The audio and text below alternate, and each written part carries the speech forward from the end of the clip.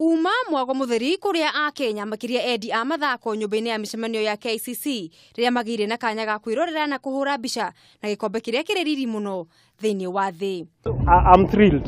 This is an opportunity of a lifetime to get to see football's most coveted prize and football's ultimate prize.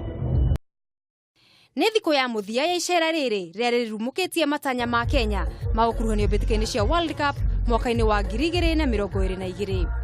We as a ministry, together with the Federation of FKF, we have decided that we are going to nurture talents down from the grassroots up to the national level, so that in the near future, Kenyans can also own this cup, not just for the cup to be brought in the country for Kenyans to view. President wa kiama kia mubira wa maguru guku bururi-ini ni Kimwendwa akierethera mibango iria mari nayo gutigirira Kenya ni yatungata ngucanio cia World Cup cia mwaka wa 2022. 22 is our target. If we miss it, 26 is the ultimate target.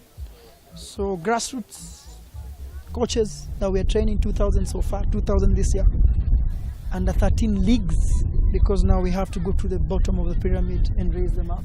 That's been going on. More kids, 7,000 kids took part last year. This year, more, 10,000 plus will take part, because that's the secret. Every year, engagement with schools, giving them the tools and training them, because that's where our talent's going to come from. We want to make a conveyor belt of talent. If we miss this time, we don't miss next. And we keep building. That's the secret.